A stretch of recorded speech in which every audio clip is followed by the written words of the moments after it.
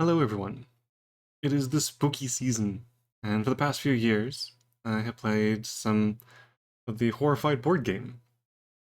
I did the original classic version, which is the Universal movie Monsters, as well as the Scubafied fan version. This year, however, I'm trying one of the newer ones, I think. Um, Horrified World of Monsters. The main reason that I've chosen this one is because I really wanted to do the Krampus promo monster that came out last year, I believe. And he works with either World of Monsters or Horrified Greek Myth. And I figured that this one was a little bit more in theme for Halloween, sort of. Although it's kind of a Halloween / Christmas thing with Krampus.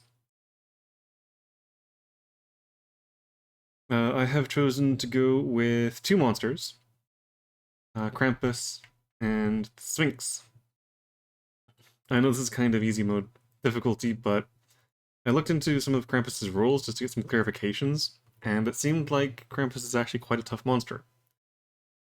There doesn't seem to be any kind of difficulty or challenge rating on him specifically, but it looks like it's going to be a bit more of a fight for this guy.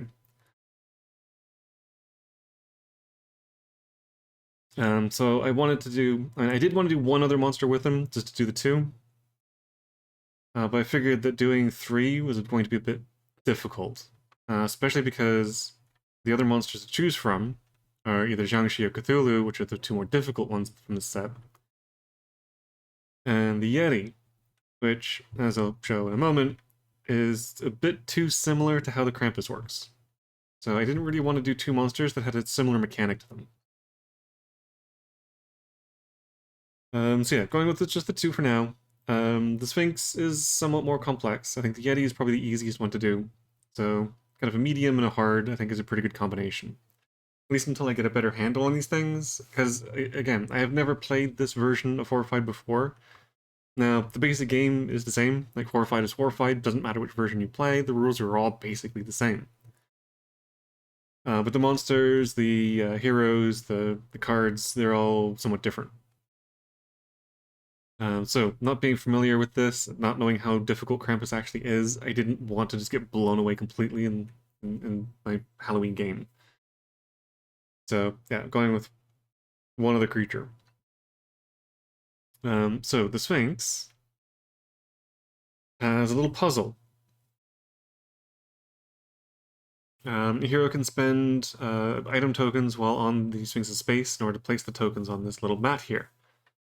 All of the rows and columns need to add up to certain numbers.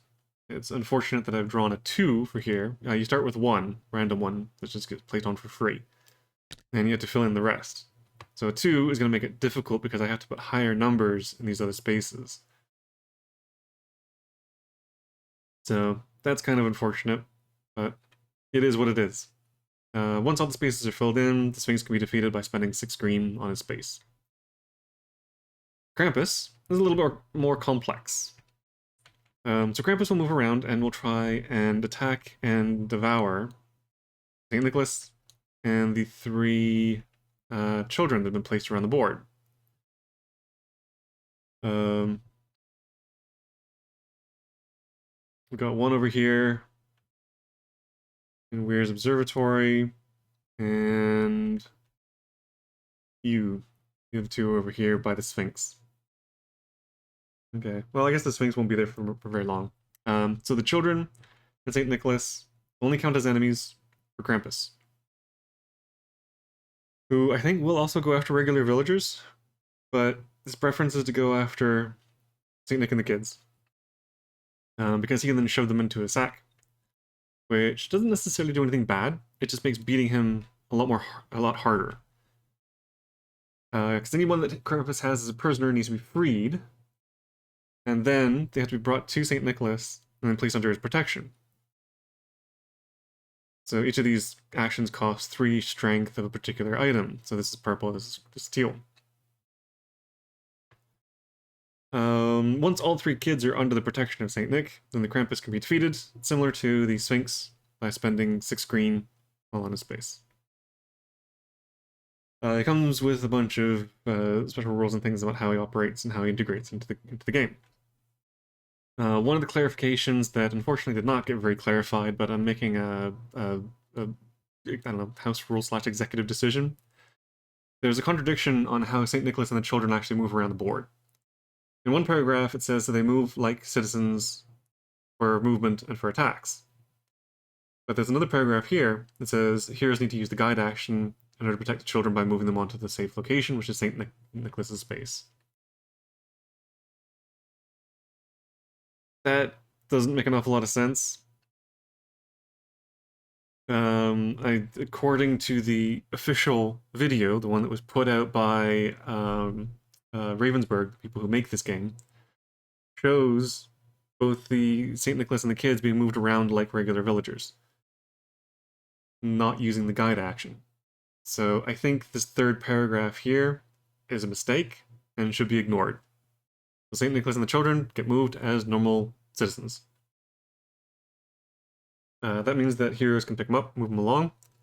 They can also be guided to push them one way or another, which is good if Krampus is getting near and the hero doesn't want to move with the kids or St. Nick. Also, there is another little clarification that says that once children are under the protection of St. Nicholas, they can't come back out. They're there permanently. So even if Krampus shows St. Nick into his bag, the kids will stay protected. Which is good, because getting them protected is not exactly the easiest thing in the world.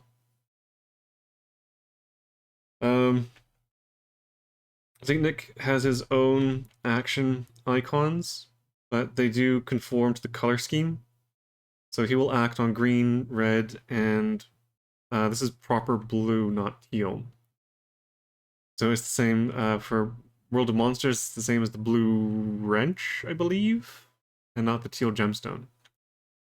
So the only time that these two monsters will act on the same card is going to be red. He has the red Christmas tree bangle thing, ornament, and the Sphinx has the red hand. For the heroes. I've placed the layer tokens out. I don't think I needed to. I don't think I'm using them for anything, so I'm pretty much just going to ignore them. I don't think either of these creatures use these layer tokens, so they're just there. Maybe some of the monster cards interact with them or something. So they're there just in case. But anyway, so the the heroes that I'm using are the Investigator and the Buccaneer. I tend to prefer using 2 heroes for Horrified. I find that it's the perfect number for this game. Because of the way it operates, where after each hero goes, the monsters get a turn. Having 1 hero means that they act more often. The monsters only get 1 turn in between, but it's a lot harder to cover more of the map. You tend to get stuck in one spot. Unless the hero has a decent movement power or something, they tend to get bogged down quite quickly. It makes it difficult when the things that you're trying to do are all scattered all across the map. Doing 3 or more heroes is a problem because then the monsters get more turns before a hero gets to go again. So if they get into trouble or if they get stuck or whatever, then they're just screwed. It is not fun having to wait through 4 monster turns before you get to go again. That really kind of sucks. So even though the game states 1 to 4 characters, or heroes, or players, or whatever, I say go with 2. 2 is the best.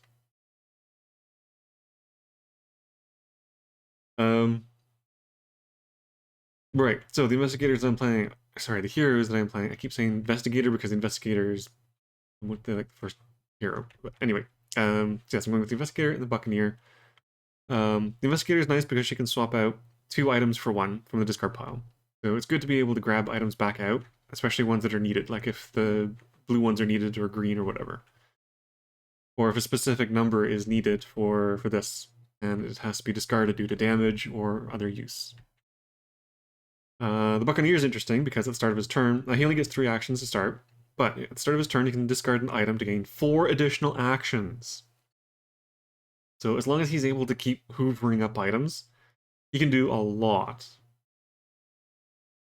The other characters seem to be more appropriate for larger games, so I decided against using them.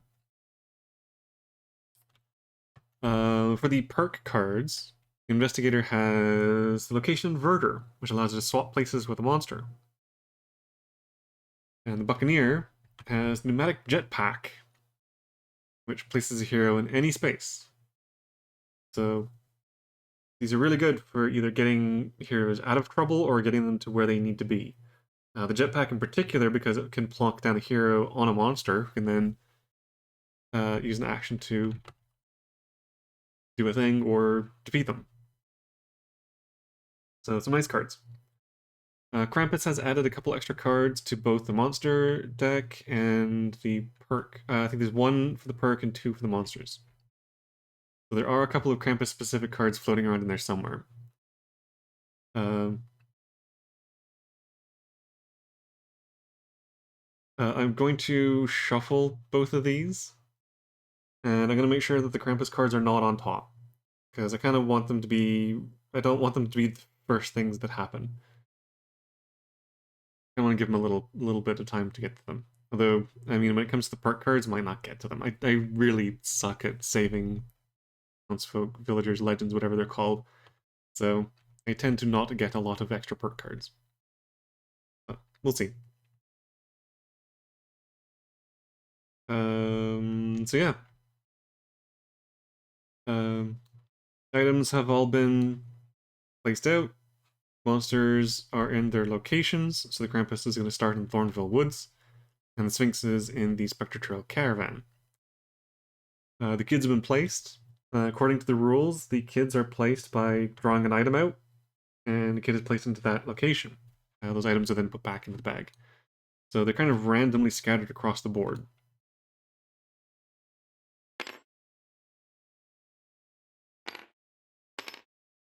So the Buccaneer is starting here, and the Scuttled Siren, and the Investigator is in here by South Station. Oh, and one little house rule that I'm kind of thinking of using is to consider the train track here as a path. So for a movement point, or sorry, for an action, you can move from South Station to North Station and vice versa.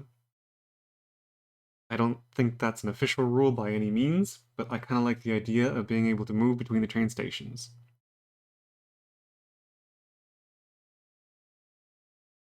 So we'll see how that goes. But otherwise, I think we're good to go. Oh, let me just shuffle up these cards.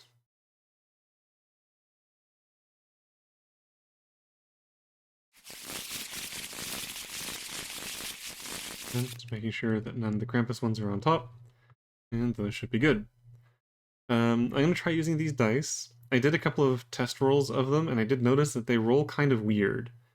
They'll roll for a bit, and then all of a sudden they'll just bounce in a random direction. I don't know if that's just the dice, or if it's a problem with Tabletop Simulator or something, but yeah, I noticed that these dice are a little bit wonky. It shouldn't matter that much. They will still roll and generate a random result, so it's not that big of a deal.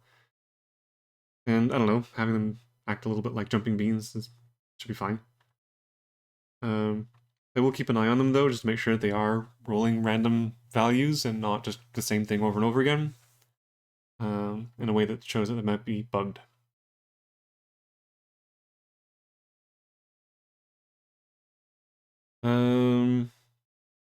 Yeah, I think that's it. I think good to start.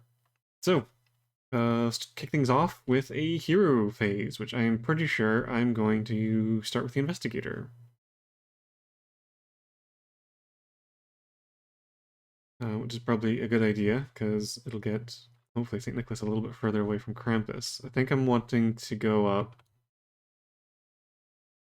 The kids are all the way over there. And again, I could just use the train, jump over to here, but that does put him right next to where the Sphinx is, which at the moment is probably not the greatest idea.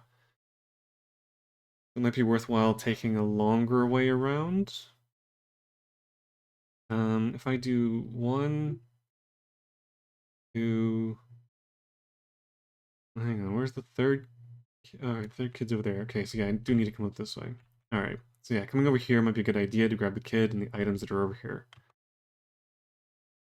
So if I do 1, 2, 3, 4,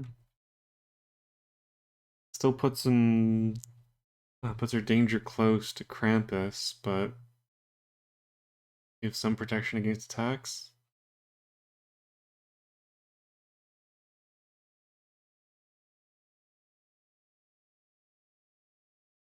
The only problem would be if both of them come from at the same time.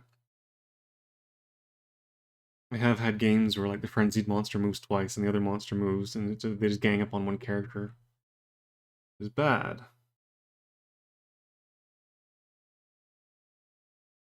Um,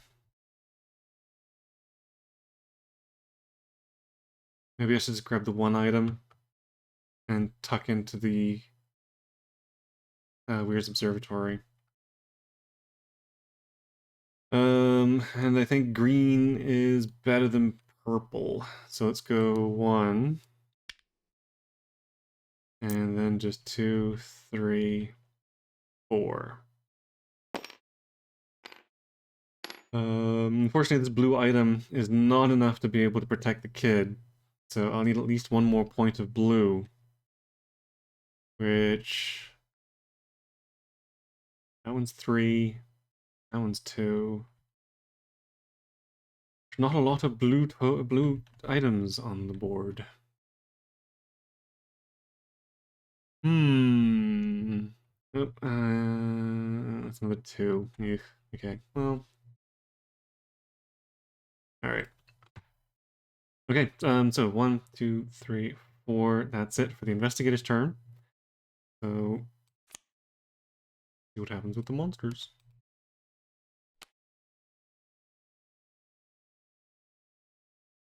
Okay, so yeah, some of these cards do interact with the layer locations, so it is worth... although, they're still marked on the board. I don't necessarily need these. Whatever. Okay, so one item gets placed. So, unfortunately, this is a new mod that I'm using. It's one that contains all of the different official versions of Horrified. It doesn't have as much scripting and automation as the other one did, like the Scubified one, but it does have this nifty little teleporter thing, which will move a thing to where it needs to be. So, for example, this needs to go to the Skybound Galleon, which is over here. That immediately gets teleported over there. It also worked for the monster and hero pieces. So that's kind of neat. Okay. Next thing is destruction. Move each purple eye monster to the closest lair location. I don't think I have a purple eye monster. No, I don't. I don't have purple. I don't have an eye. That does nothing. Frenzied monsters do not go, and then brown gear, which is neither of them, so nothing else happens. That's a decent start. Hope it stays that way. Okay, so the Buccaneer can go. He does not have an item. Fortunately, there's nothing in there for him to pick up. If the investigator is kind of taking care of Krampus, I need the Buccaneer to start working on the Sphinx. So I know right off the bat, in order to finish this column off, I need a 5. 2 plus 5. So is there a 5 somewhere? Doesn't matter what color it is, I just need it to be a value of 5. I imagine they're not easiest to find. Or they're like the rare ones? Like, I can't imagine there's... unless there is an equal amount of each number, I don't know. But I'm guessing there's more of the lower numbers than there are of the higher numbers. Ones, twos, and threes. That's a 2. Twos. 2. There's nothing higher than a 3. Ew. That's gross. No, that's a 3. Okay, so I might have to start working on some of the other things then. Um, that needs a 9. So that could be a 6 and a 3, or a 5 and a 4. So this has to be a 3 or a 4, as these have to equal up to 5. So if I put a 4 in there, that has to be a 1.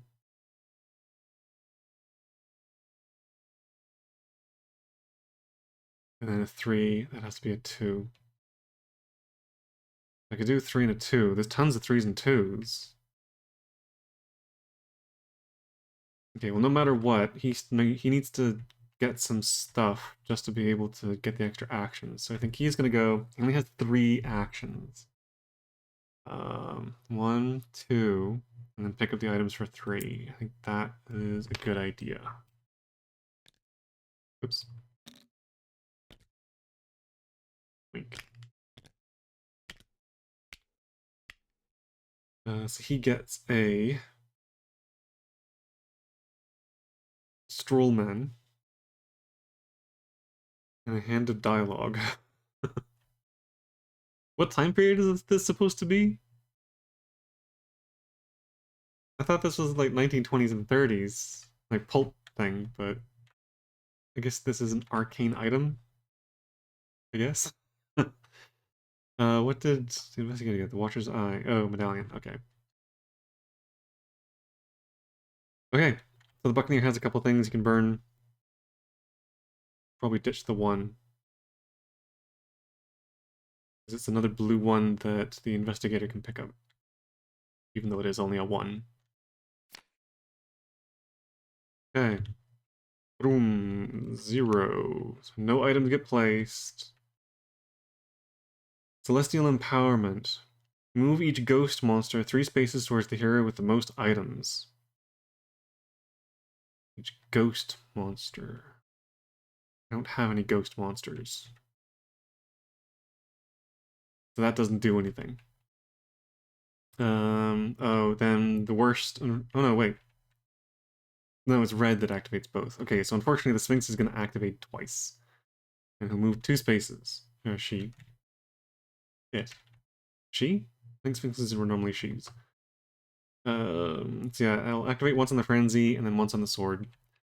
Moving 1 space each time, and the closest is going to be the Investigator. 1, 2, 3, 4. 1, 2, 3, 4, 5, 6, yeah. Move once, and then move once. The angry Sphinx is on the prowl. It has opened up the back end a little bit.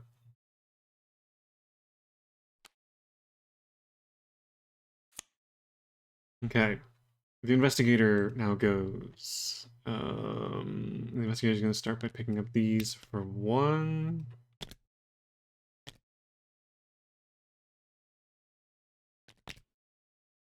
So she gets binoculars and the crescent scythe, which under normal circumstances would be called a sickle. Don't know why it's called a crescent scythe. I don't know, whatever. Okay, still not enough to protect a child. So that's 1. Go 2, 3, 4 up to here, but that is danger close to the Sphinx, although not a lot of good places to run away here.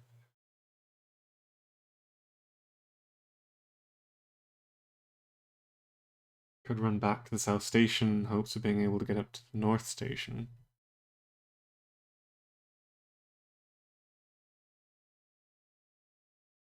Could come this way.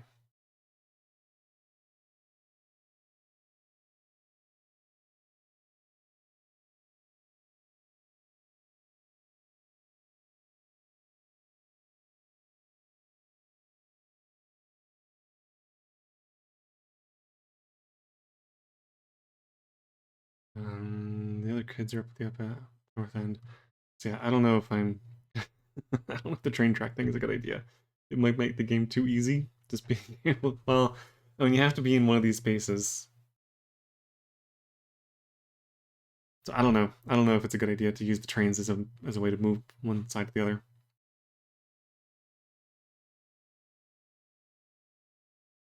Not like she can use it this turn anyway, which puts her at risk of being attacked by Krampus. But I think it's better than. I mean, the Frenzied Sphinx is more dangerous because it can activate twice. Krampus will only ever activate once. Unless a card does some weird bullshittery. But anyway, so 1 to pick up, 2, 3, 4 preparations of using the train. And Krampus is more likely to move 1 than 2. Usually. Okay.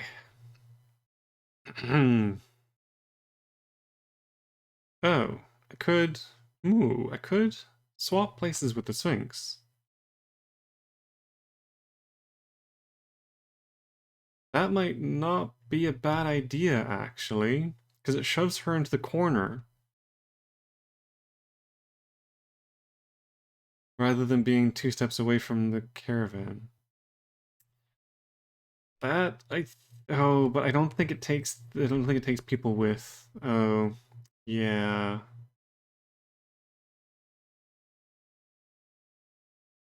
yeah. I don't think you can take people with you when you use items like that.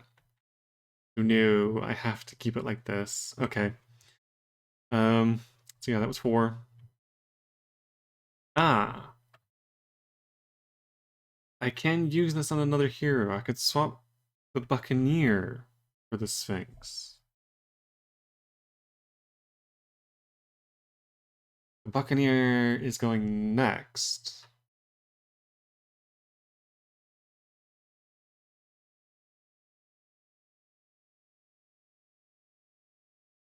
With 7 actions, you can gather up the kids and these items.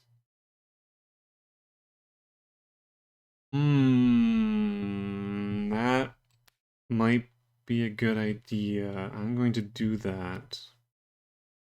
I know it's early to use perk cards, but I kind of think this is a good idea. So boop, and then boop.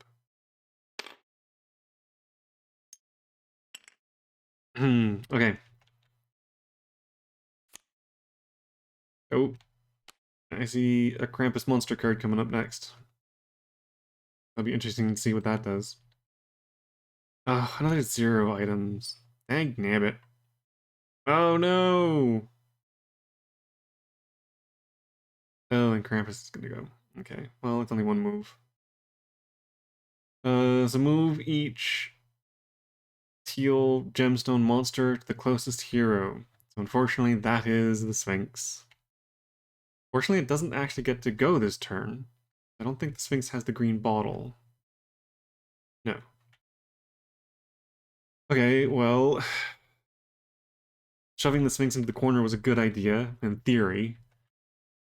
So the closest hero is 1, 2, 3, 4, 5. It's going to be the investigator, I'm pretty sure, because this guy's all the way on the other side. 1, 2, 3. 2, 3, 6, 7, 8. Yeah. So whoosh. Flies across the train station. Uh-oh. That's not good. That's not good at all. So frenzy monsters don't go, and then green bottle goes. Now, green bottle is not the Sphinx, but green holly leaf is Krampus. So Krampus is going to move 1 step. Walk into Steward's Spire. Okay. That's bad. The investigator is looking very, very problematic. Unfortunately, it is the Buccaneers' turn, so there's not really anything I can do about it. Oh, shoot. I can get him out, but then Krampus is going to eat one of the people. Oh, man. I think the investigator is just going to have to tank it. That sucks.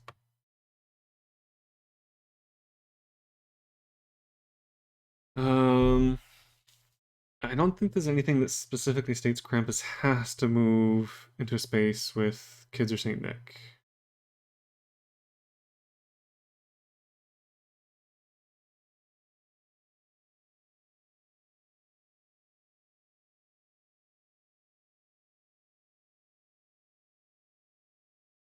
No, it doesn't say. So I can lure him away, which means the investigators have to worry about the Sphinx. Okay, so it's the Buccaneer's turn. He is going to discard the Strollman in order to get 4 extra actions this turn. So he can go 1, 2, 3, 4, 5, 6, 7. Shoot, put him back there. I needed one more.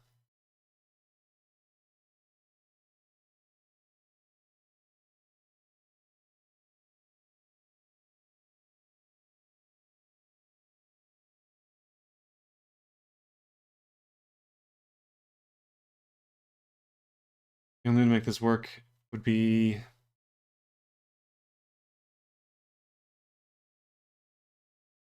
I'm gonna have to use my second perk. So I can put the Buccaneer over here. And that's 1, 2, 3, 4, 5, 6, 7. And put them in the same space. So it does require, I mean, as usual, it requires an advance action to actually save the kid. Or sorry, to protect the kid. I won't have enough actions to actually be able to protect anyone, but I can put them into the same space so that maybe the investigator can. That mashes them all up with the monsters. I need to get them out of there. Um, there's no other places to collect tokens along this route. The only one's up here.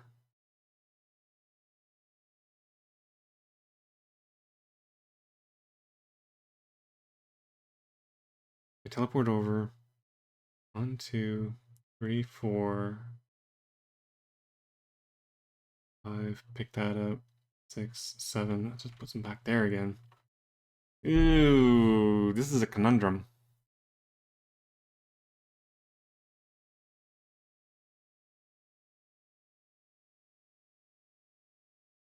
It is the Krampus's card next. I don't think they work as normal monster cards. I had a quick look. I didn't read what they actually did, but I had a quick look at them, and it doesn't look like they have the same kind of movement steps that a regular card does. I might have just missed it. Might be misremembering.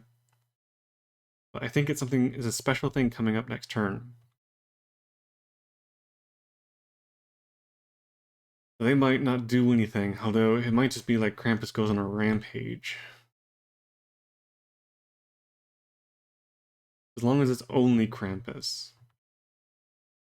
I don't want the Sphinx to do anything.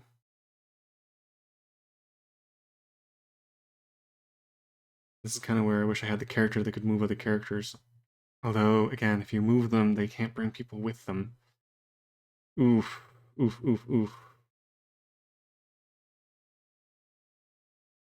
Shoot, I'm just gonna have to trust that the investigator can handle it. Oh, that sucks. Hopefully this isn't gonna be something super bad. Dang it. Dang it, dang it, dang it, dang it, dang it, dang it. I could use the train station, but again, I don't want the monsters grouped into here. I want them spread out more. Well, I want Krampus. Well, Buccaneer will have kids with him too. Ew. Ew, ew, ew, ew, ew. I almost just want to use the Buccaneer to try and lure Krampus away and maybe leave the kids to the investigator. Terrible idea. I'm really scared about what that Krampus card's gonna do. Yeah.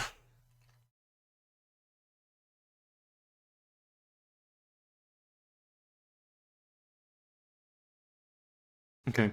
Um, 1, 2, 3, 4, 5, 6, 7.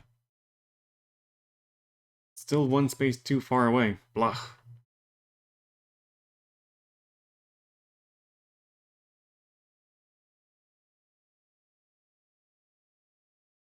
Hmm. I don't know what the best option is here.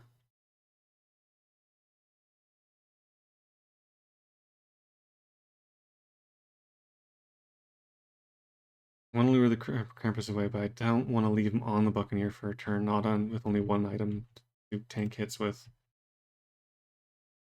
I'm just gonna have to trust that this is not a normal card, and that the Krampus just does something tricksy.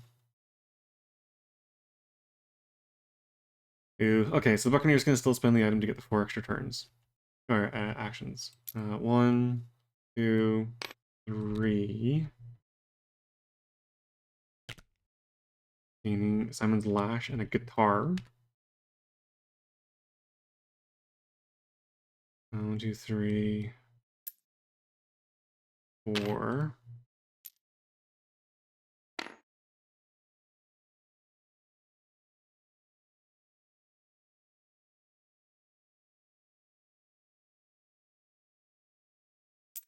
Five, 6,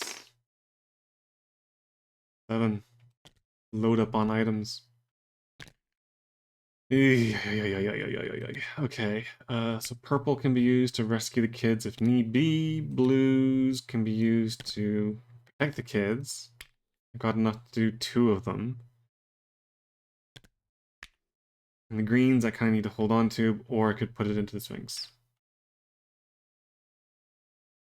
Okay, let's see what happens.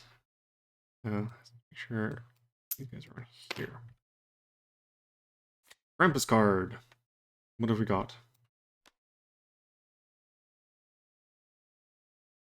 Move all children 1 space towards Krampus, then draw another monster card. Ew. That's bad, that's bad, that's very bad. Move all children 1 space towards Krampus. The closest would be to move them into the void. And then, unfortunately, this one moves up to here. It sucks. And now I need to draw. So this... Well, I guess it adds... Oh, I see why. Oh, okay. I didn't think of that. So the set number of monster cards in here, one of the end conditions is to go through them all, in which case you lose. The Krampus adds 2 extra cards to this deck. So I guess, in order to prevent you from getting 2 extra turns, it just immediately has you draw another monster card in addition to this. Ooh, that sucks. Okay, well, let's go.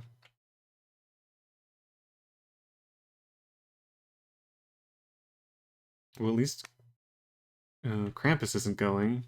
Sphinx is.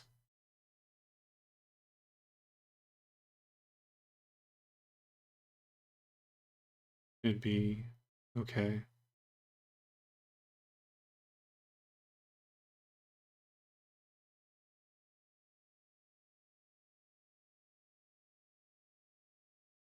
Oh, interesting. Okay, anyway, 1 item.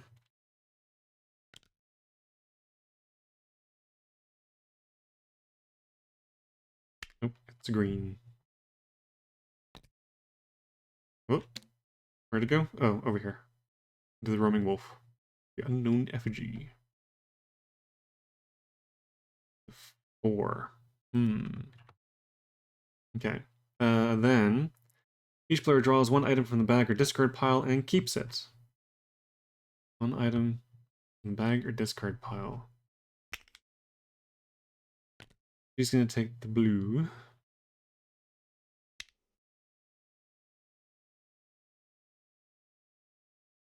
And okay, he's just gonna take 1 random. Ooh, come on. Here we go. The Abyssal Tincture. Green. Okay, and then move each villager legend 1 space towards their safe location. So it does actually say that St. Nicholas's current location is their safe location. Now again, this is the paragraph I said to ignore, but I'm thinking that that bit should still be there. That St. Nicholas still counts as the kid's safe location. So they move one space back. One space towards St. Nick. So the kids start running back to St. Nicholas. Okay. But unfortunately these ones move here. Which is not great.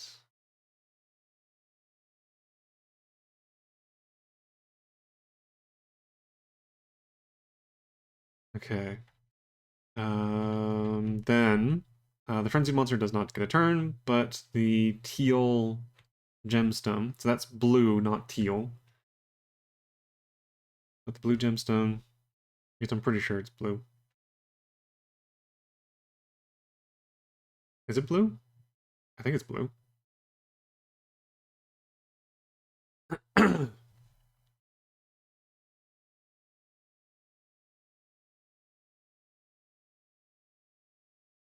Yeah, the teal is lighter. It's more green.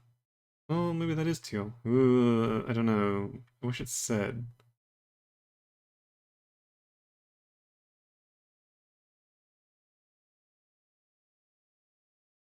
Ooh, maybe that is teal. Hang on.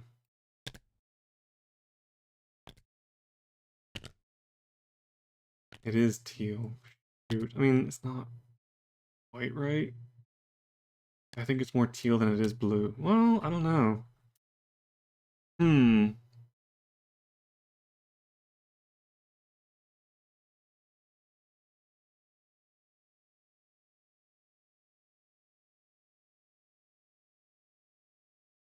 I'm gonna say it's blue.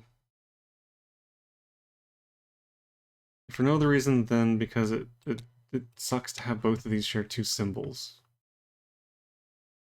I'm gonna say that's blue. But the teal monster still goes. The Sphinx will move one space, but since it's in the space with Investigator, it doesn't move, or with the Investigator. So it's gonna roll one die to attack.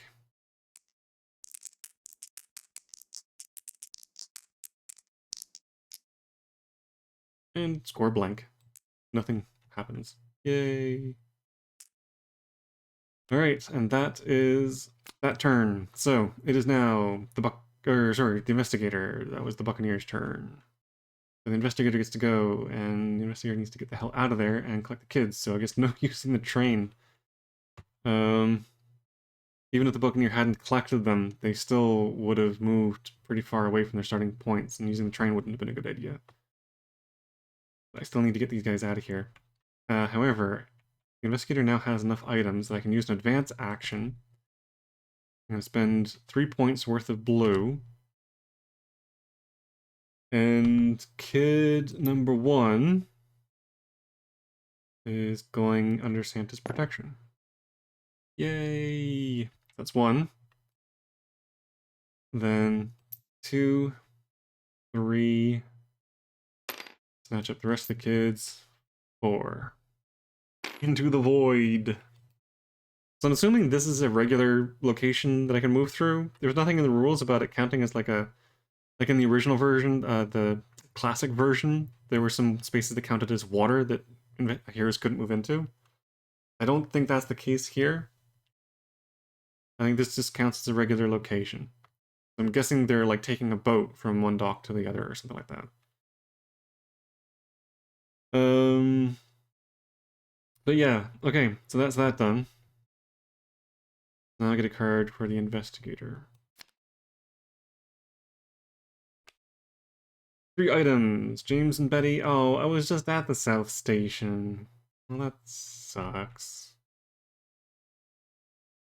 Sphinx is going twice. So, I have a little house rule, because I think the official rule is kind of bullshit.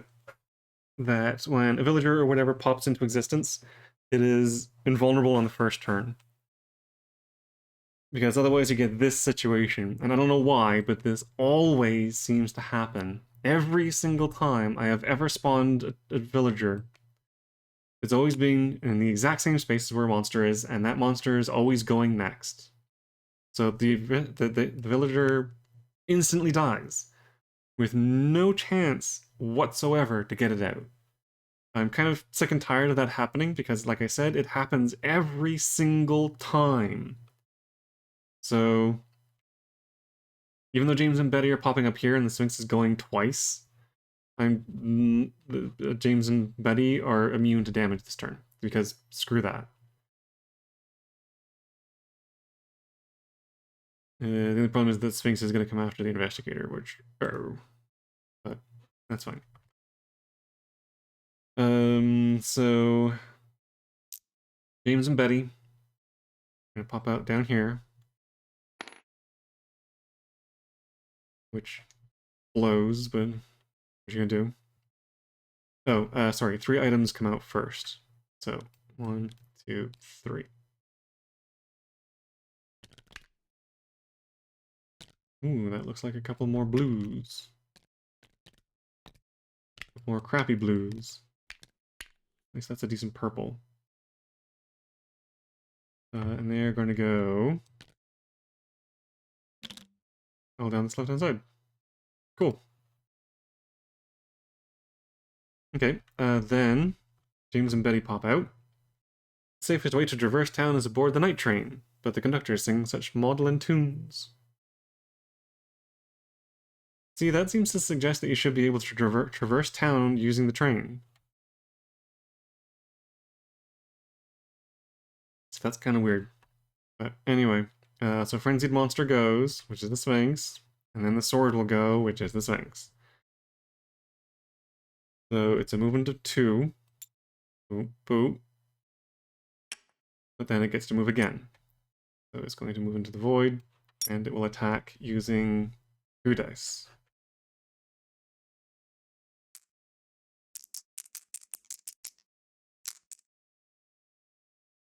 And 2 misses. Awesome. Okay. The investigator is being hounded by the Sphinx, who is nipping at her heels, but is fortunately unable to do any harm. Since she's there, and it's the Buccaneer's turn next. Ooh, I don't like leaving the Sphinx. There's nothing I can really do about it.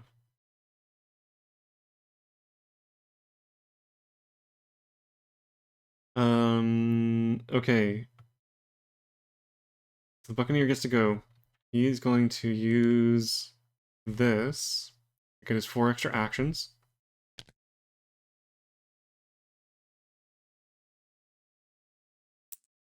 One, 2. Save one of the kids.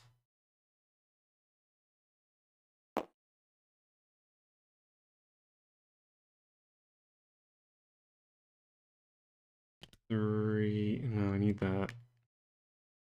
1, 2, 3.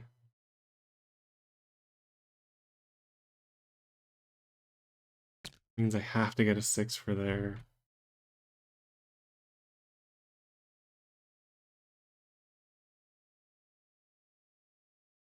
Hmm.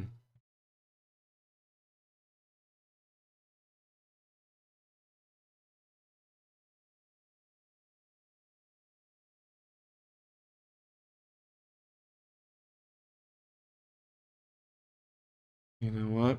I don't think he's going to do the thing for the extra actions.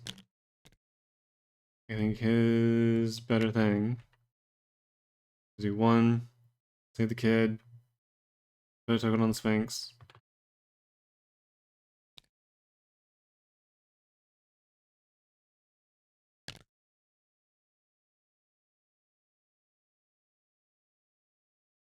Oof, I mean, either way. 3, 4, 5, so that has to be a 6. 3, 4, 5. That's a 2. That has to be a 5. 5, 6, 7, 8, 9, 10. So that has to be a 3.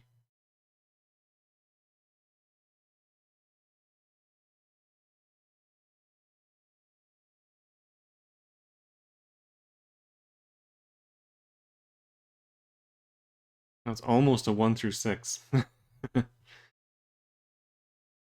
wonder if that's intentional.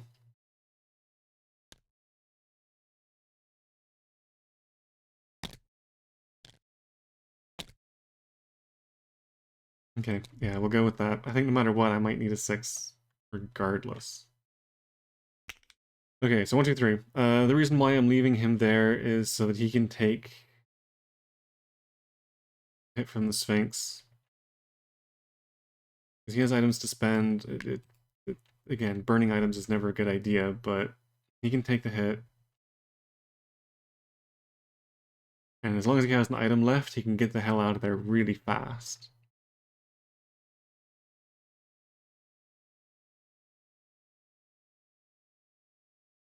This is a really big risk, although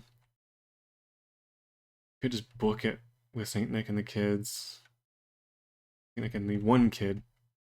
There's a blue item here. And here. Maybe I was right the first time around. Maybe you should do the 7 actions. Okay, so that's 3. All I got left is 2s. 3.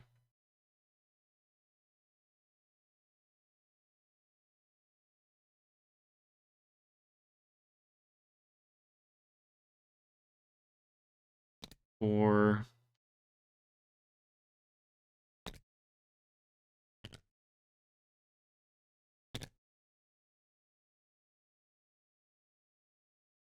And then take the folks and run. 5, 6, 7. We'll get him the item that's needed to save the last kid. Then it's just protecting St. Nicholas until we can defeat the Krampus. I don't like the idea of leaving the investigator to tank both monsters, but this is kind of the way it needs to be. If the investigator dies, it's not the biggest problem.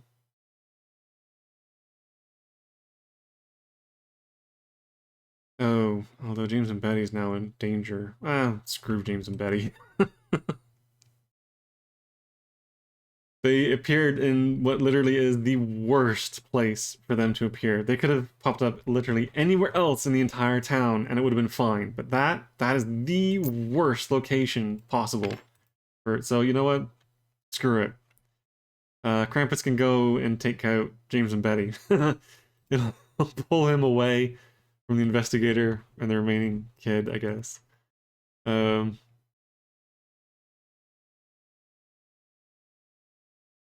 can pull the investigator out because she only has 2 items as well. I need. What do I need? I need 5, a 3, and a 6. I need a 5, a 3, and a 6. There's a couple 3s down here. There's a 6 down here.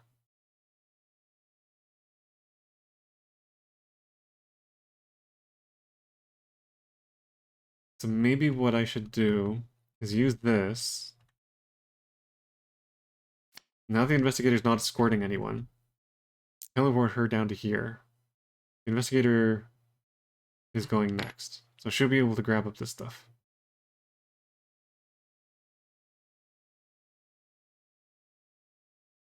At the very least, these 2. 1, 2, 3. And move for 4. Yeah, that's probably for the best. Yeah.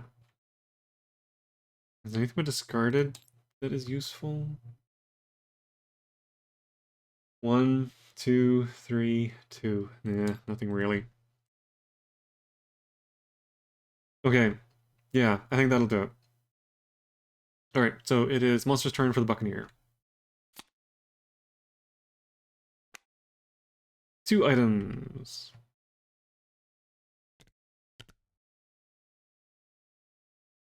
Both purple. Ah, there's a 5 in South Station. Why? Why is everything happening in South Station, for crying out loud? Okay, fine, whatever. So I do actually need to get back down to South Station. Vital energy. Each hero and villager moves 2 spaces towards the eye monster closest to them. There is no purple or eye, so yeah, nothing happens. The frenzied monster goes, and then the brown gear, which is not either of these. So it's just going to be the Sphinx. It's going to move 1 space. Yay! Which is going to be, yeah, over here.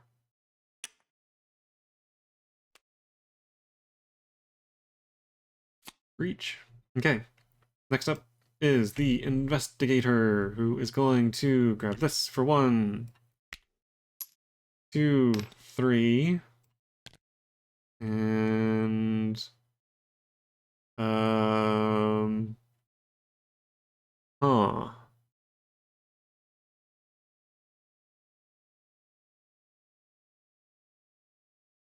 If I put her into the scuttled siren, that could be bad. Although I kind of want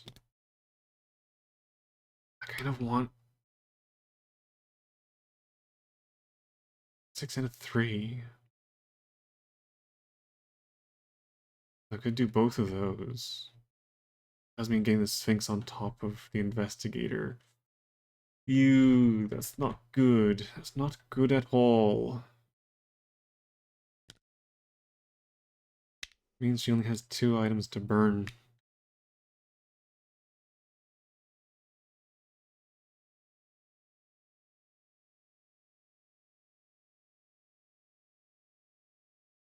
It's a risk because you want to start a hero's turn next to the creature. That means ending next to the creature. Or somehow drawing it closer without it actually catching. That means I need to get the Buccaneer out of there. Fortunately, it's the wrong way around. I need the items to be on the Buccaneer, who can discard them so that the investigator can pick them up. I can't do it the other way around. Um, um, um, um. I think I'm gonna move the investigator down to here.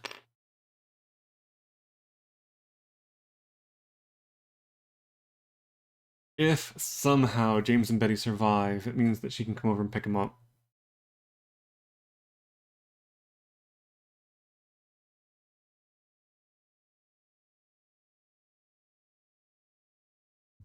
I do need to get items onto the Sphinx.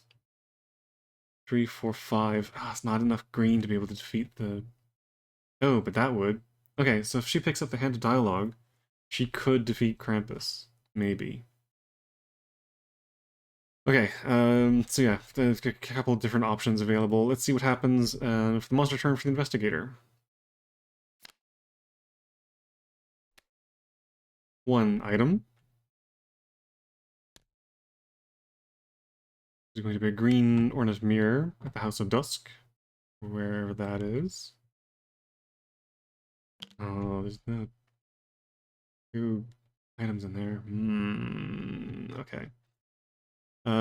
Awaiting the hunt. Each sword monster deals 1 damage to each hero and villager in their space. Ooh. Okay. Fortunately, there is no one in this space. Frenzy Monster does not go, and then Eye Monster, which is not either of these. That's nothing. Okay. The Buccaneer. Buccaneer. Buccaneer. Is probably going to want those 7 actions.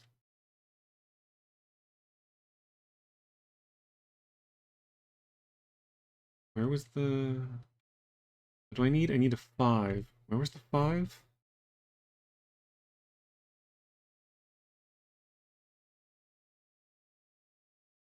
3, 2, 2, 5. Right, it's down here.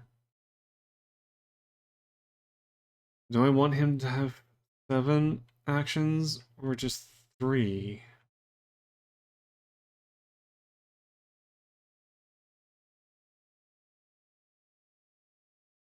Because you could pick up the record player, save one of the kids, and then move out to the Scatter Trail caravan.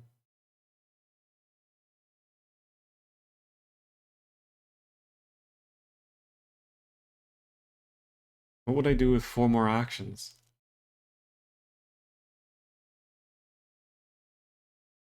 I guess 1, 2, 3, 4. Move into position to be able to pick up this. I do need green. I need a lot of green, actually. I need 6 green for each of these monsters. Maybe I should do that. Oh, but I need the green that he has. Nah, I think I'm just gonna go with the 3. Alright, so 1 action to pick up this. The record player. Then I'm gonna spend the binoculars and the record player as bribes to St. Nicholas to protect the last of the 3 kids.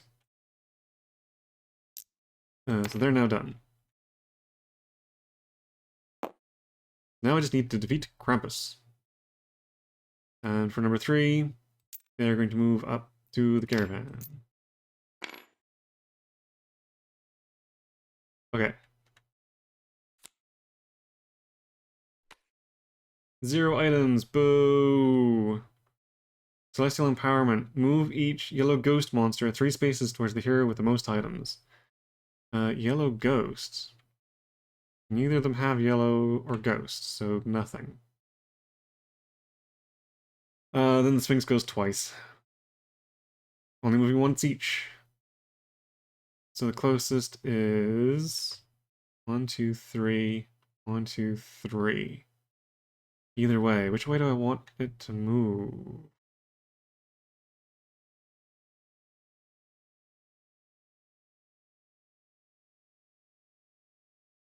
Actually, if it moves down to here, I can put both of these items onto it. So yeah, let's have it move towards the investigator. And I want it to be 1. Um,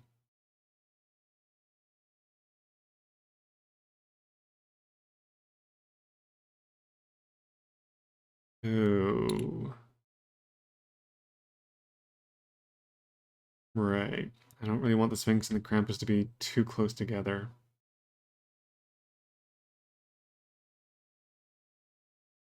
Okay. It doesn't catch anyone, and no attacks happen. Which means it is now the investigator's turn. The investigator is going to go 1, 2, 3. In order to place the number 6 here. So 6, 7, 8, 9, 10, 11. That's 11 and 5. And then 3 here. 6, 7, 8, 9. That equals 9. Now all I need to do is get the 5 here. And then with one more action, I'm gonna go...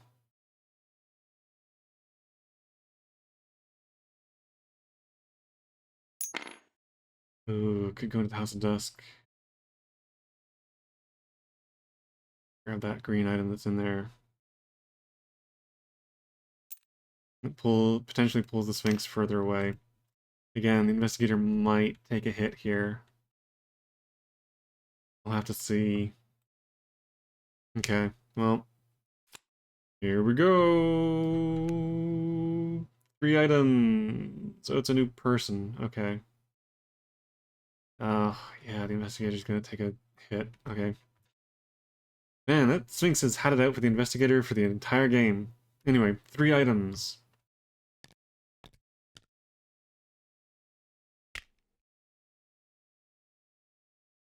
Ooh, another 6.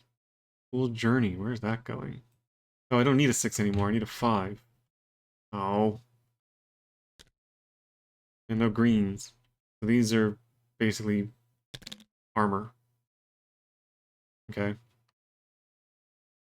Then Howard appears at Stewart Spire, which is right on top of. See, every single time. What the hell? Howard.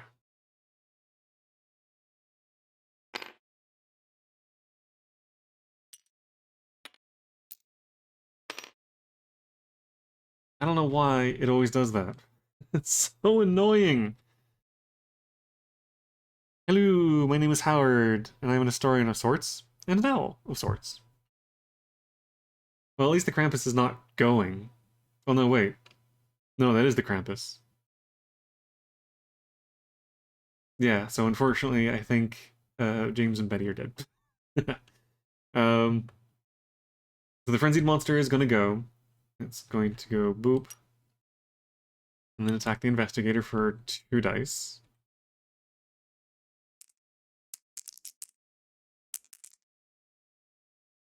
It's going to take both of her items to take that. Well, these are crappy items anyway. Bang, bang. I mean, she might still not survive because the Buccaneer is going next. Ew. And then green bottle, which green is holly leaves. So the Krampus is going to move because Howard is immune. Not that it really matters. And then attack for 2 dice.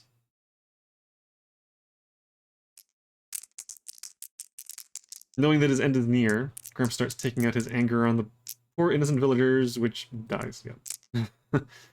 2 hits for 2 different people, I guess, both James and what's her name? James and Betty. Unfortunately, blah. See, I told you, I suck at saving these villagers. For some reason, they do not want to stay alive. Okay, so now it is... now it is the Buccaneers' turn. So he can go... 1, 2, 3. That way, next turn he can pick up the backpack for an extra item to burn. Okay, monster turn.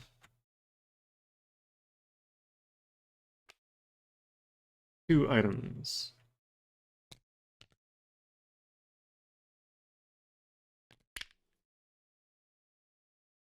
Green and blue, both 3s.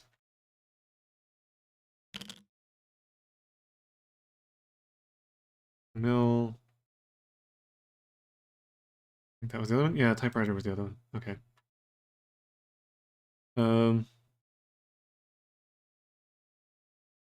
Nowhere to hide. Each green bottle monster, so that's the Krampus, removes all items from the closest space containing items, which is this one. Oh, then the Sphinx is going to go twice. Yeah, with 3 dice each. Yeah, sorry, the Investigator is toast. Ah, well. So yeah, this Frenzied Monster goes... attacks 3 times. The Investigator very much splatters, which will increase the terror. And then I guess it goes again, moving 1 space. So, oop.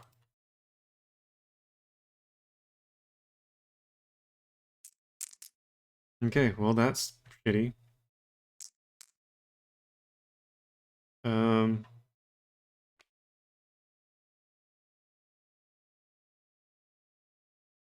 right, Campus shares the red one. Okay, so the Investigator on her turn is going to pop out at the Resurrection Throne, a Reviving Throne. And she gets to take her turn as normal. So 4 spaces. There's a Jackal up here. Oh, there's a green item there, which I need. So 1, 2, 3, 4, I guess is her best bet.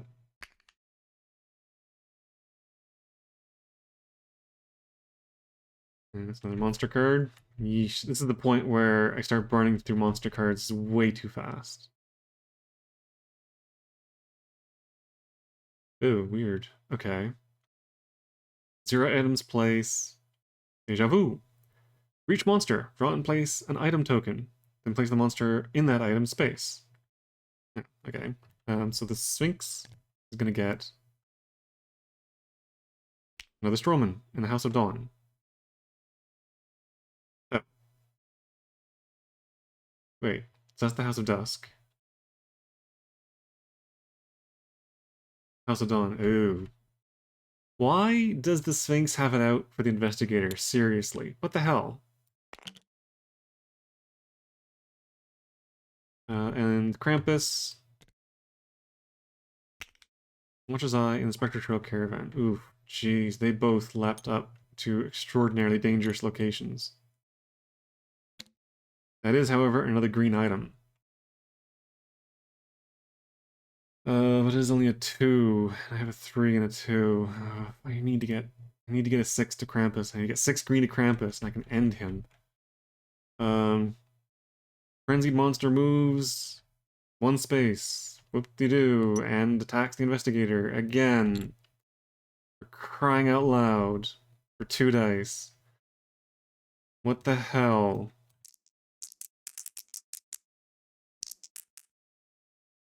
And that's a hit. That's gonna cost her the green item she had. That is such bullshit. And now she's stuck there with the Sphinx again. This is stupid. Why does the Sphinx have it out for her so badly? Oh my god. Okay. So it's the Buccaneers' turn. 1, 2, 3.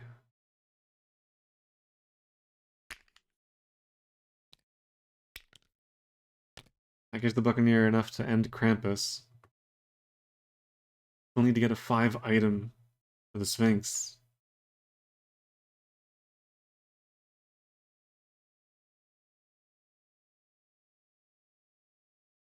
Two, 2, or 3.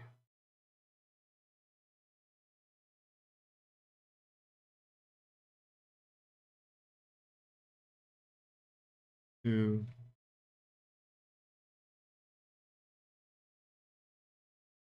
Was she forced to? I think someone was forced to discard the 5. So I think I need to get her 2 items in order to grab that 5 back.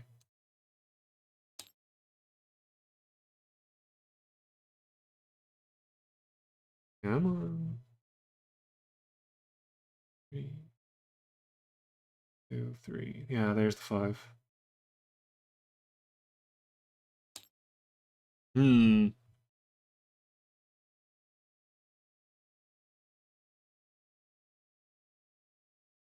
Okay.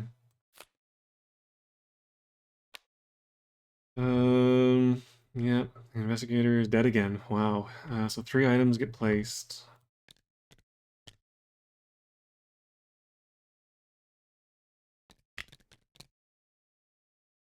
Let's try and figure out where they're going.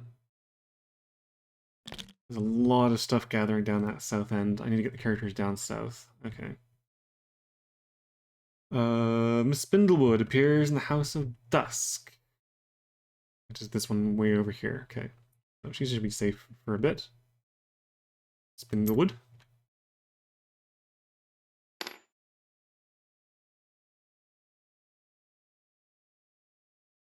Who doesn't know the revealed weird Spindlewoods?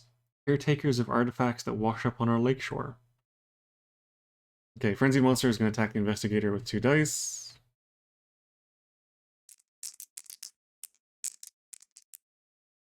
Killing her again.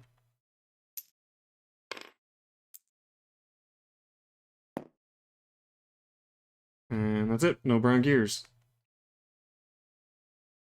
Okay, back to the investigator again, who's reviving at the throne again. 4. She just needs to get the hell out of there.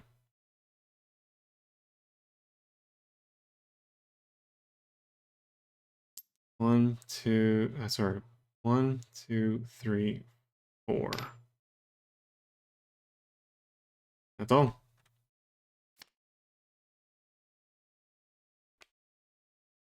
3 items, another citizen, and the Sphinx goes twice, but only gets to move once, which will put her into... Wow, that Sphinx is really deadly.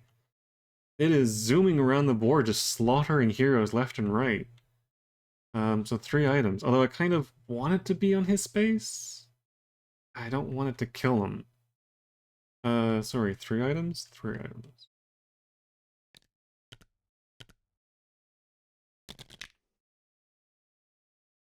Going... Oop.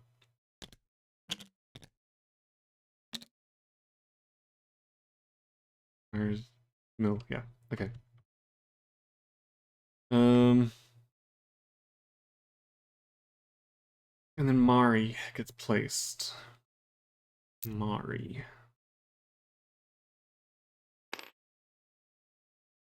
Where did Mari go? The Fool's Journey. Oh, all the way down here. Okay, that's fine. The pub surprisingly makes a divine martini, but I always order the Cross Creek Brew. Okay. So Frenzied Monster moves 1 space. Doesn't really matter. And then the Frenzied Monster moves 1 space. And then attacks with 2 dice.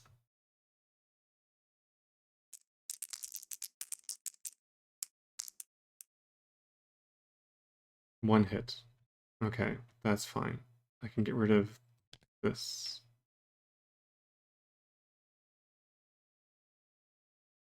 Wait. No, I can't. I need to be Krampus, not... Right, I forgot.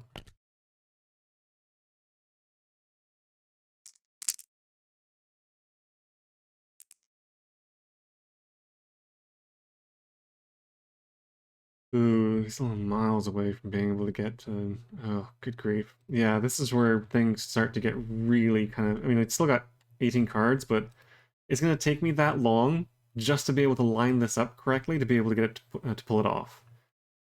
Like, the first few turns of the game, lots and lots of stuff get done. The last 20 turns of the game, it's like grind, grind, grind. Well, okay, we'll see what happens. Alright, so that's it for that. So now it's the Buccaneers' turn. I can't spend an item to get extra actions. They're just gonna have to limp along at 3 again.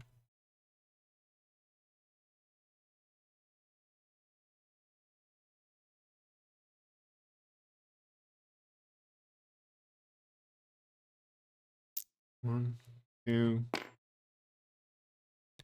three.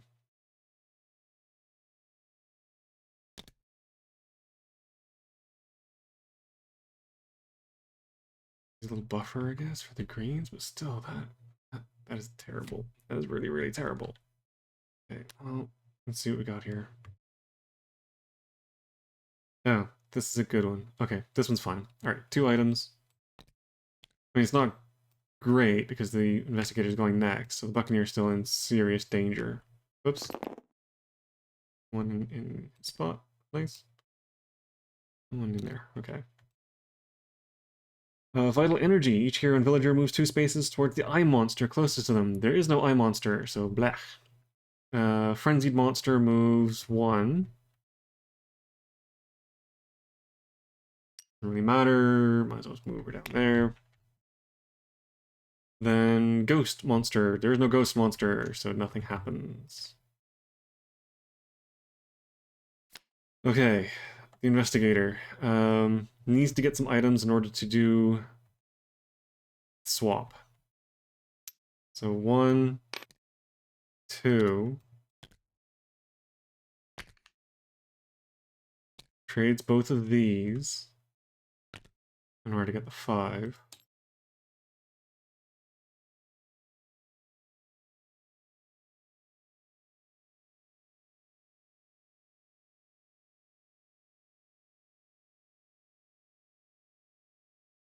Where did it go?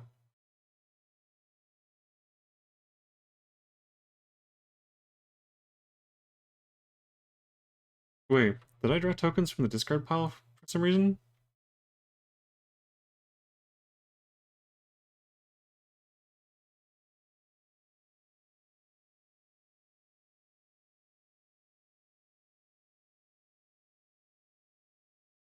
Wait, what happened to the 5?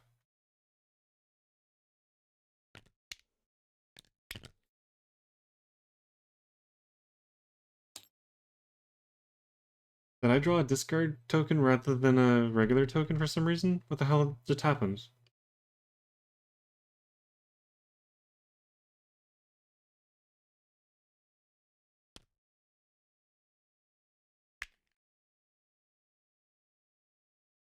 What?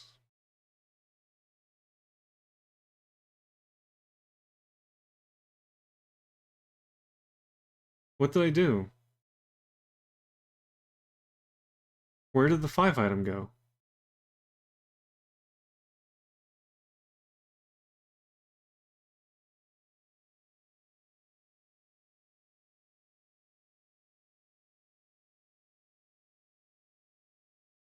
I did something and I wasn't paying attention.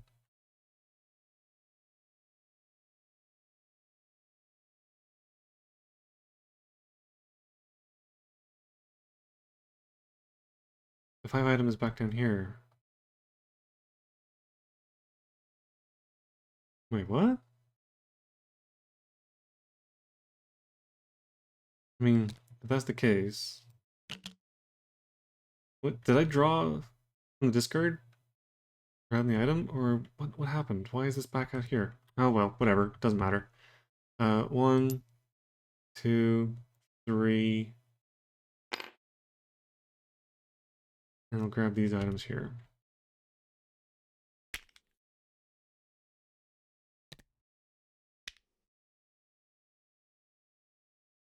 And that means I can also protect this guy.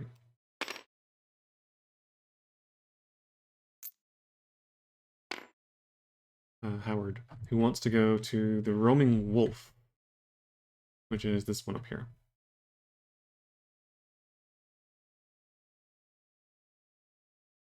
That's weird. That's very weird, but okay. Ugh, another citizen. Dang it. Okay, 3 items get placed on the board.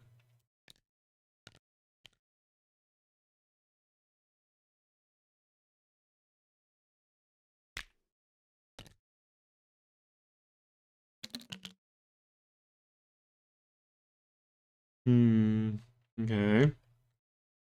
Vaughn is placed in the House of Dawn. Vaughn. I'll just put him. Oh shoot, he's right on top of the Sphinx. But again, immune. May or may not be a good idea, but we'll see. Villagers humor the self-proclaimed mayor. If monsters ask for a leader, we all know at whom to point.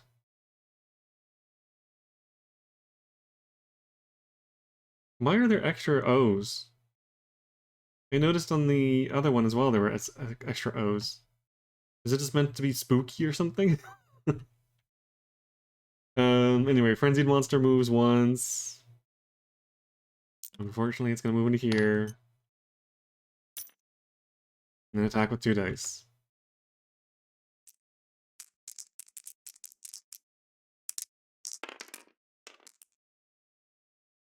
It's an exclamation and a hit. So you can afford to get rid of...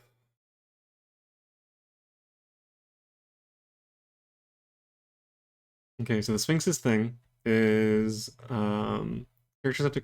so the heroes, as a group, discard 2 items with the same strength or increase the terror level by 1. The investigator can get rid of the 3s. That's that taken care of. And the buccaneer will get rid of 3 for the point of damage.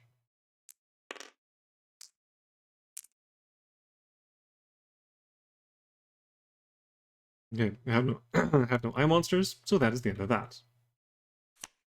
Which leads us to the buccaneer. Unfortunately, he lost his item to be able to do the extra moves, so unfortunately he is going to continue to limp along, but... 1, 2, 3... Vanishes Krampus. Krampus is defeated. Okay, so he's not that tough.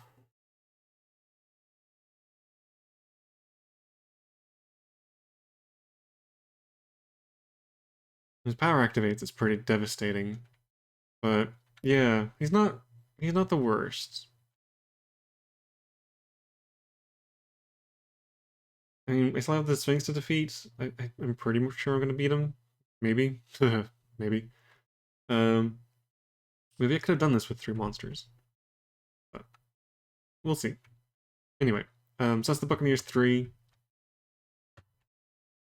So, monster. 1 item. Destruction, which isn't gonna do anything. So actually none of the rest of this happens. So it's just 1 item. Cool.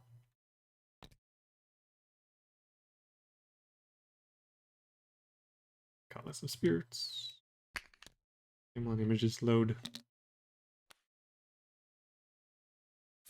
So yeah, I have no eyeball monsters to move. Frenzied monster doesn't move, and there's no brown gear, so nothing happens. Okay, so now it is the investigator's turn. Um,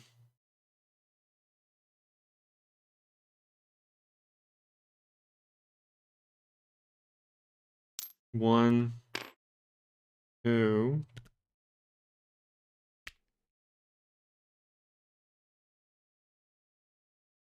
three, four. I know this is wasting time, but I want some extra items to be able to tank the Sphinx and still have enough to be able to beat it. Plus, I need green items, which that's a 2. 2 and a 2. So yeah, I need green items. Okay. 2 more items on the board.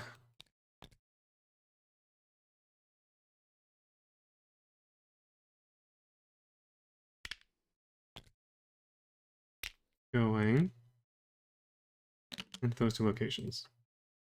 Okay. Each green bottle monster removes all items from the closest space containing items. I think the Krampus was the only one with the green item, a green symbol. Yes, so that's fine. And then Sphinx moves twice. Son of a bitch. um. Oh, and I guess St. Nicholas doesn't need to be on there anymore. So moves once, bloop. And then moves again and attacks for 3. So yeah, Buccaneer is dead. Man, this Sphinx has been absolutely brutal. Yeah, 1 hit, so the Buccaneer dies. Plunk.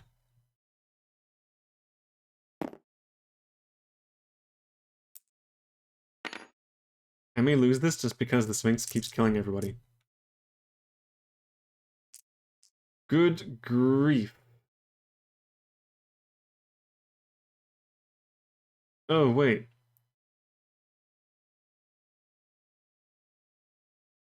No, the Sphinx wouldn't have killed the Buccaneer. Sphinx would have used its first move to move into here and kill Vaughn, which would have moved the terror track up, and then moved out to here. Right. Okay. So Buccaneer is next. He's going to grab 1. Grab for 1.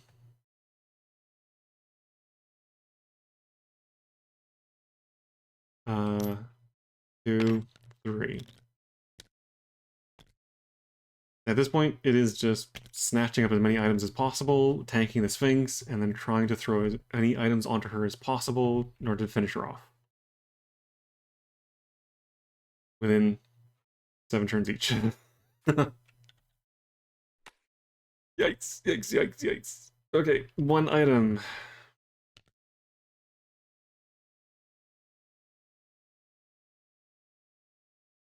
Come on. But at least the Buccaneer can start throwing out 7 actions a turn again, so he's going to be super speedy.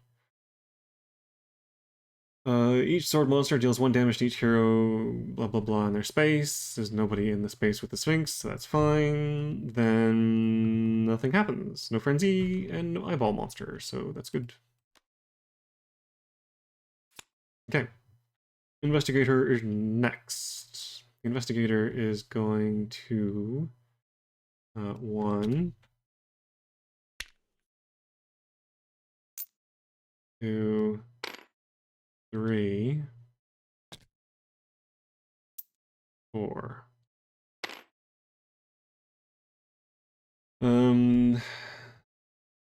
Roaming Wolf and House of Dawn, so they both want to go up to here.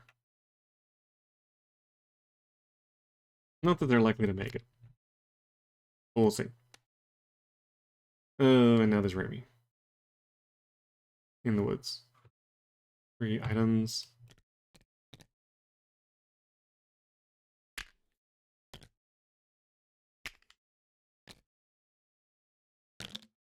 Okay. Remy goes into the woods.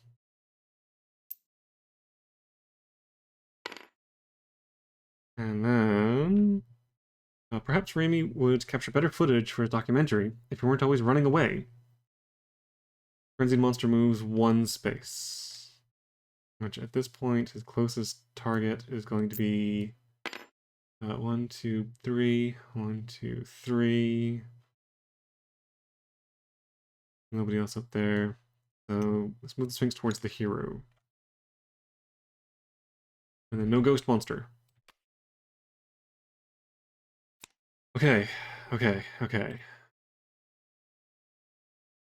That's for the investigator, so back up to the Buccaneer. Buccaneer is going to discard... Oh. He actually has what's needed to beat the Sphinx.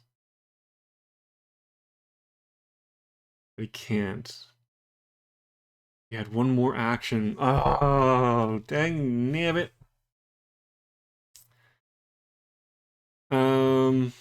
Shoot. Okay.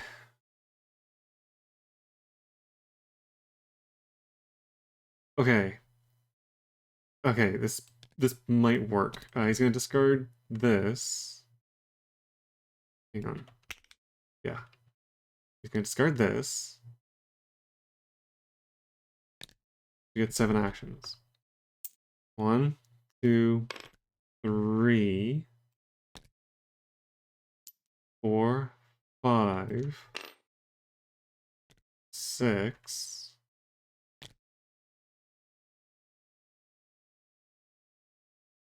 And then 7.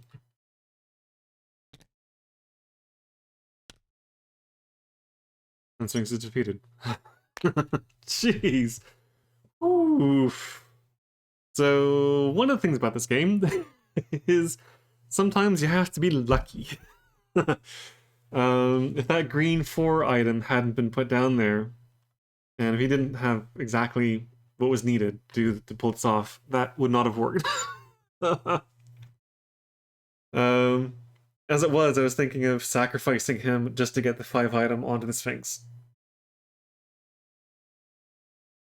Or like just pinging the attacks off of his green items so that the investigator could use hers.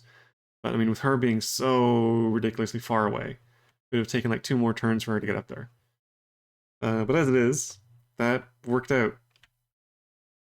Okay, so that is Horrified World of Monsters with the Sphinx and Krampus.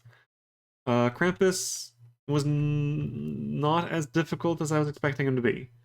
I think I probably could have done both of the Sphinx and the Yeti. Again, the Yeti is very similar to how the Krampus works, so I don't know if I would have wanted... Oh, I don't know. It's similar in that you're trying to get the 3 kids to him, but it's different in how it works. So yeah, with St. Nicholas and the kids, you can move them around until you've collected the items you need to be able to protect them. So you're kind of keeping them safe while Krampus is chasing you around. With the Yeti and the kids, the Yeti's going on a rampage. You need to find which of these lair tokens is the Yeti's lair, Because one of them is marked as both of the blanks, of course. It's gonna be the last one I flip over. Yeah, it's always the last one I flip over. There are two things that are guaranteed in this game that are supposed to be luck, but aren't. The first is anytime a citizen gets placed down, it'll be in the path of a monster. Like, I don't know if you noticed, but even the ones that weren't directly on it were like standing right next to it. The other thing is that anytime you're flipping things over, the one you're looking for will always be the last one. For example, the Yeti Cave. So the kids can't be herded around like the Krampus kids can. Now, these ones can only be pushed and pulled using the guide action, which means that moving around costs twice as much because you're using one action to move the kid and then one action to move yourself. So they're a lot more difficult, but their start locations are more predictable. They appear on the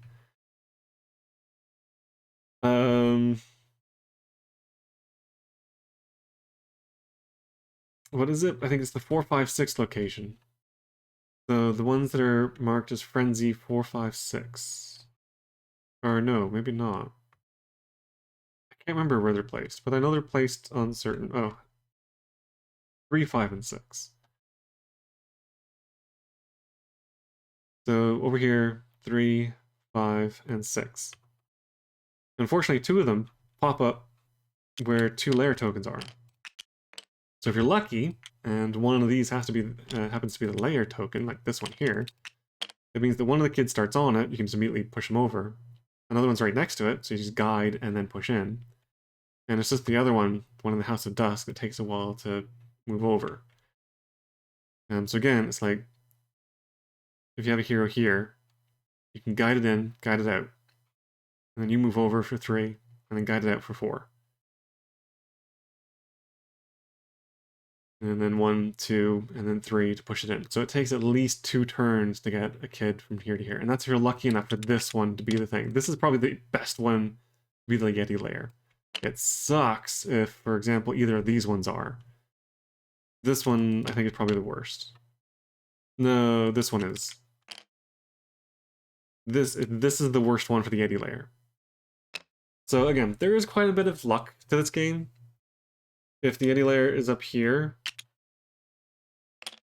then you might as well just start the game over again, because you're never going to win. It takes too long to guide all 3 of the kids through this maze of pathways to get them up to here. This one's not so bad because it's pretty much a straight line for 2 of the kids to get up. And then it's just pushing the 3rd one across the town. So this one sucks. This one sucks. This one's not so bad. This one's okay. This one's the best. So there's a bit of luck in that. There's of course luck in the dice roll, which I don't mind dice roll in games. I play dice roll games all the time. It's nice to add a little bit of an element of luck. And at least these aren't too harsh. Well, I think there's like a 50-50 chance of getting a blank or something bad. Even just the items that get pulled out, like, if you don't get the right items to be able to solve this grid, you're screwed. Like, if none of the 5s had come out, they would have been really bad, because there's no way to complete this. So you kind of have to hope that the right ones come out. Now, again, there's enough of these, and they come out on a fairly regular basis, that you're pretty much guaranteed to get what you need. Even like just getting the colors and such. And there's always characters that can manipulate it. Like, if I really needed to, I could have pulled a 5 out of the discard pile. Which, again, I still have no idea how that happened. I don't know why items got pulled out. I can't remember what happened to do that. But anyway, yeah, that is Horrified World of Monsters with the Krampus promo pack. I don't know if this is still available. I don't know if you can still get this. It was something that was put out for Christmas last year. Or Halloween last year. Both, I guess, sort of. But it's a separate thing. You can't get it with any of the other boxes. But it's a neat thing. I quite like it. It's a bit different from the others, where you have like a roaming safe location. and you have to get the kids to it and spend items to be able to actually put them in. So the other way of doing it is that, now, again, these are a bit confusing as to how these work. The other way of doing it is to ignore the first paragraph. Well, no, the other way to do it is to say that this bit here, the and the child bit, is not supposed to be there. So Saint Nicholas moves as a citizen legend, and the kids, you have to move the guide. If you have to guide the kids to St. Nicholas in order to save them, it does make Krampus significantly tougher. So maybe that's why people were finding Krampus so hard. As it is, having the kids spawn in random locations and then having to gather them up and then having to collect the blue items needed to protect them, like 3 points worth of blue items is not cheap. Because you need 9 to get all 3. And that's if Krampus doesn't grab one of them, which means you have to spend 3 additional purple. I mean, it is quite tough. And I would say it's on par with, like, the Yeti, or maybe even harder. Well, no, I think the thing that makes the Yeti hard is having to guide the kids. With Krampus, it's the having to spend items. So I would say they're both equal, or maybe Krampus is a bit worse. Well, no, because Krampus you have to save the kids. Yeah. Krampus is worse. I don't think it would be as difficult as the Jiangshi or the Cthulhu, at least what I've seen of them. I haven't actually played them, so I don't know how difficult these actually are. But I would say Krampus is a middle ground one. I would say it's on the same level as the Sphinx. Because again, you're kind of hoping that the right items are popping up, that they're in useful locations, that the kids aren't grouped up around Krampus at the very start, because that would suck. You're also hoping that Krampus doesn't grabbing the kids. Because again, if he had grabbed one of these kids, it would have made it so much harder.